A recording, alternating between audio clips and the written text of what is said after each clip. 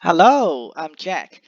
I'm glad to share with you the reading titled Explaining the Relationships Among Components of Intercultural Competence, a Structural Equation Modeling Approach.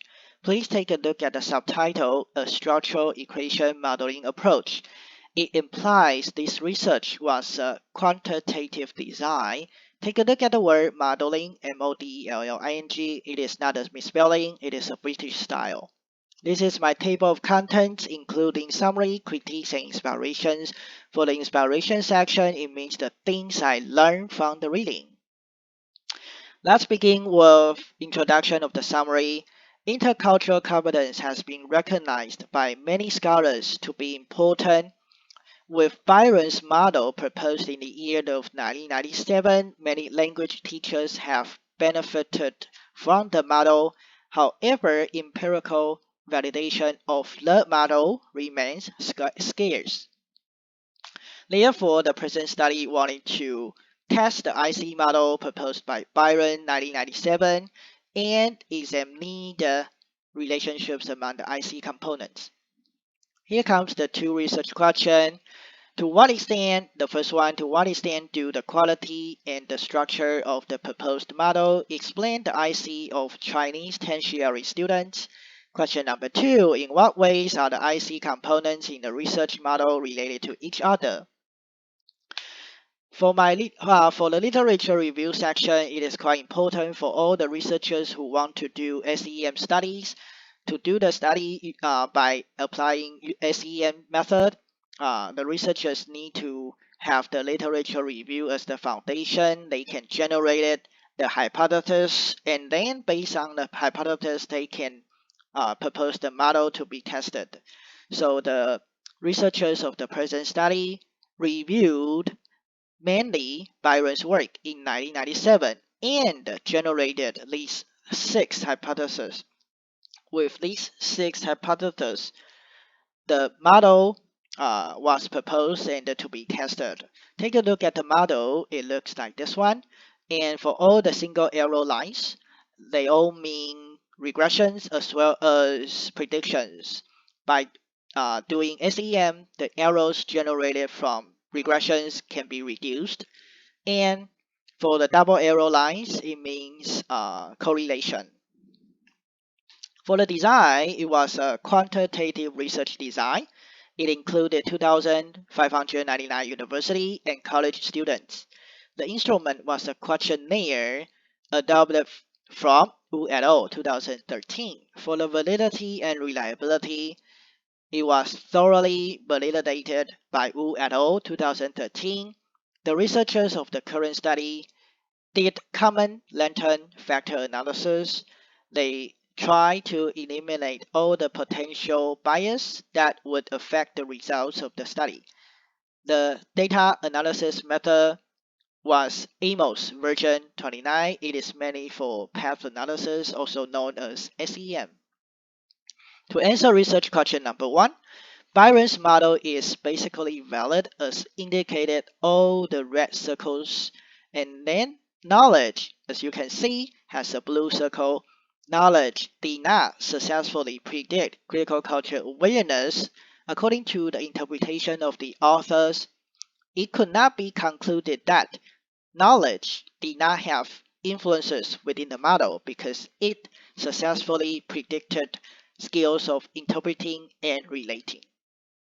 To answer research question number two, attitudes have a significant influence on skills of discovering and interacting and critical culture awareness, as indicated by these two red circles.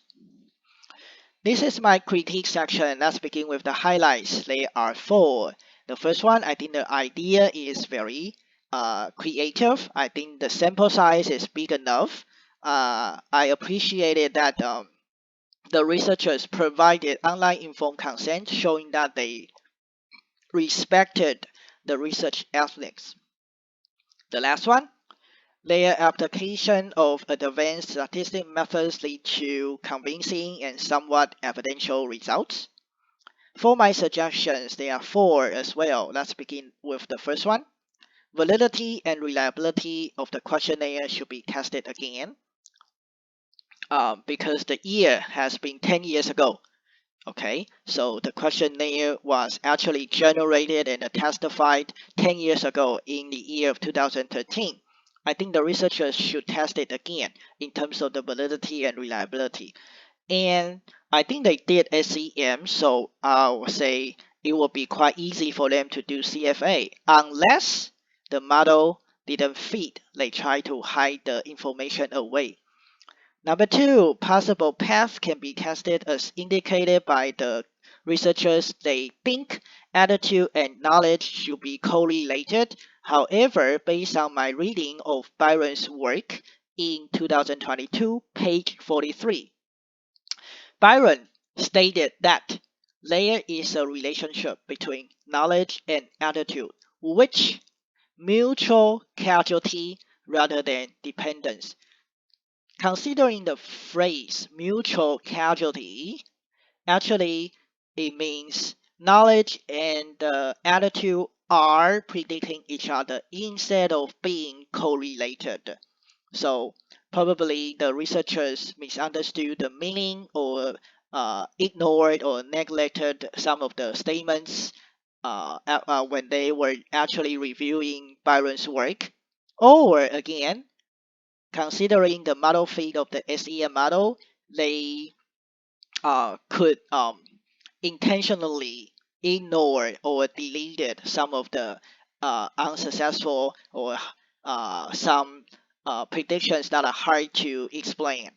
Number three, combining multiple existing questionnaires can better justify the research purpose because only one questionnaire was included. It is really difficult and it is really hard to accept that the questionnaire can fully represent Byron's IC models. So to fully represent the Byron's IC model, more questionnaire could be included or the result of the present study because the researchers only used one.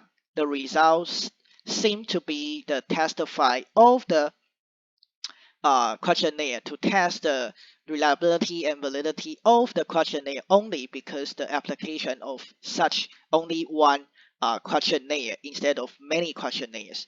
All right, so that's number three. The first, the last one. The researcher of the present study mentioned that it could not be concluded that knowledge did not have influences. However, in the end of the research, the researchers mentioned that Chinese lecturers and professors should not focus too much on lecturing the students. And I think it is actually inconsistency. Again, more factors can be involved as long as they can try to improve the research or the model by my three previous mentioned suggestions. I think suggestion number four can be solved easily. Here comes to my inspirations. I think it is important to demonstrate research ethics. And when it comes to quantitative studies, large sample size is very important to to stabilize the statistics methods and to to generate the results to the population. The last one, the lack of participants from diverse background was mentioned in the study. I consider it is a gap and it is a good way for me to improve and to be done in my future studies. That's all. Thank you.